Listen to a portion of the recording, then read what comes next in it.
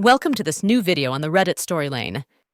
They say that family is everything, but what happens when someone within that circle does everything in their power to tear it apart?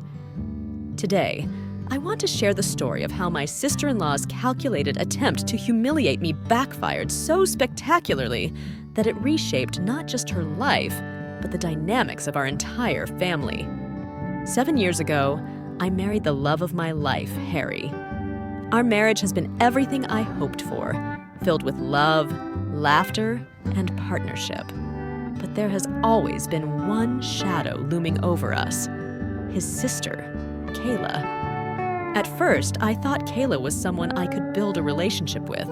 I wanted us to be friends, to share the kind of bond that sisters-in-law often have. But it didn't take long for her true colors to show. Kayla is the kind of person who thrives on control, manipulation, and drama. To truly understand where this all started, let's rewind to the beginning. Harry had a history of dating women Kayla approved of. When we first started dating, I noticed her behavior was odd. She would casually mention Harry's ex-girlfriends in conversations, bringing up their successes or how great they looked. It felt like she was testing me, or worse, trying to make me feel inadequate. Harry, to his credit, always shut it down. He told her to stop, but the digs kept coming. She even went as far as suggesting Harry reconnect with one of them, which was completely bizarre. As our relationship became more serious, Kayla's efforts to undermine me escalated. When Harry and I got engaged, most of the family was thrilled. Everyone except Kayla. She stormed out of our engagement dinner, later calling Harry in tears, furious that she hadn't been the first to know about our plans. She claimed that, as his sister, she deserved to hear the news before anyone else. The entitlement was astounding, but it didn't stop there. She sent me a threatening message, telling me I needed to treat her brother a certain way because she had always been the most important woman in his life. I was floored. It felt like a line had been crossed. Despite her behavior, I tried to rise above it. I included her in wedding preparations, hoping to mend things. But instead of coming together, she criticized everything. She openly mocked my choices, from the flowers to the centerpieces, and made snide comments about my taste. The final straw came when she showed up at our wedding in a black floor-length gown with a veil. She looked like she was attending a funeral, and she made sure everyone knew she was mourning the loss of her brother to another woman. It was a scene straight out of a soap opera. Harry and I were mortified, but his parents stepped in and asked her to leave. After that debacle, I decided to put some distance between us. When our son, Nate, was born, I made it clear that Kayla would not have unrestricted access to him. She protested, of course, but Harry's parents supported my decision. They had seen enough of her antics to understand why I wanted to protect my peace. For a while, it seemed like she might have changed. After suffering a miscarriage, she reached out and seemed genuinely humbled by the experience. We cautiously allowed her back into our lives, and she was surprisingly kind to Nate. But as time went on, the cracks in her facade began to show. Kayla's toxic behavior resurfaced in subtle but unmistakable ways. She began to fixate on my daily routines, asking invasive questions about why I went to the gym or why I carried a change of clothes. At first, I brushed it off as curiosity, but then came the accusations. She implied that I was cheating on Harry and even questioned whether Nate was his son. It was a low blow, and Harry was livid. For the first time, I saw him truly lose his temper. He confronted Kayla in front of the entire family, telling her that she was projecting her own insecurities onto us. He even went so far as to say that her behavior was why she wasn't a mother, a comment that left her stunned and silent. That confrontation marked a turning point. Harry and I agreed to cut ties with her completely. For a year, our lives were peaceful. Then, 2 months ago, we found out we were expecting our second child.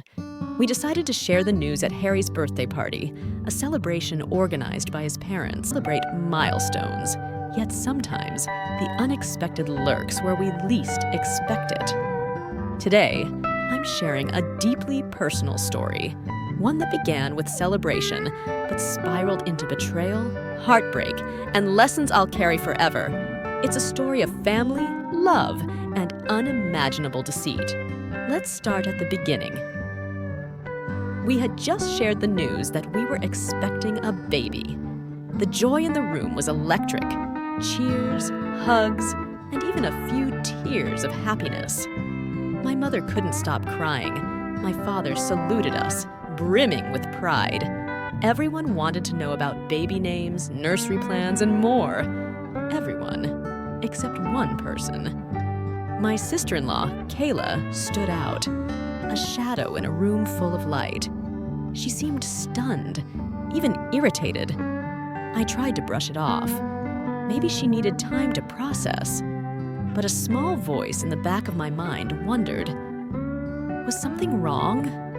A bit later, as I sat down, Kayla walked up to me, all smiles. She offered me a plate of food, saying she wanted to make up for the times she'd been unkind.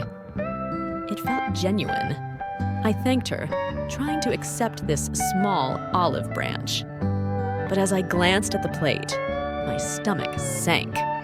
Shrimp. I'm severely allergic. I couldn't understand how Kayla didn't know this. She'd been in the family for years. Disappointed, I set the plate aside. That's when Jamie, my brother-in-law, walked up. He noticed I wasn't eating and insisted on taking the plate himself, joking that he couldn't resist shrimp. I didn't think twice. I let him have it. And that decision changed everything. Minutes later, Jamie started coughing. His face turned red and he clutched his stomach. Panic spread through the room as he staggered to his feet, trying to speak but unable to form words. Then he collapsed. My husband and Kayla rushed to him while someone called an ambulance. Amid the chaos, Kayla turned to me and demanded to know if I'd given Jamie my plate. I nodded, still trying to piece together what was happening. Jamie was rushed to the hospital, and the party came to a screeching halt. The next few hours were a blur of fear and confusion. What had caused this? Could the food have been contaminated? And why did Kayla seem so uneasy? At the hospital, we learned Jamie had been poisoned. I was in shock. The plate had originally been meant for me. What if I had eaten it? What about my baby? My in-laws suggested we check their security cameras, which captured the entire backyard where the party took place. What we found left us speechless. The footage clearly showed Kayla preparing the plate and handing it to me with a smile. This wasn't an accident. It was deliberate. My husband, Harry, was livid. My in-laws were heartbroken. And I was terrified, because the person behind this wasn't a stranger. It was family. When confronted, Kayla broke down. Through tears, she admitted everything. She had been harboring jealousy for years. Jealousy of my relationship with her brother, of our growing family, and even of the attention we received at the party. Her resentment had boiled over that day, fueled by her own pregnancy hormones and unresolved anger. She had poisoned my food, thinking it would send me to the hospital, just to ruin our moment. She claimed she didn't mean any harm to the baby, but the damage was done. My heart broke, not just for myself, but for the family we'd all lost that day. Trust, once shattered, is hard to rebuild. With the security footage in hand, my in-laws took the matter to the police. Kayla was arrested and later confessed in court. She was sentenced to prison for multiple charges, including food tampering and endangerment. Her actions didn't just hurt me, they tore apart her marriage. Jamie, still recovering, decided to file for divorce. He told me he didn't blame me for what happened, but the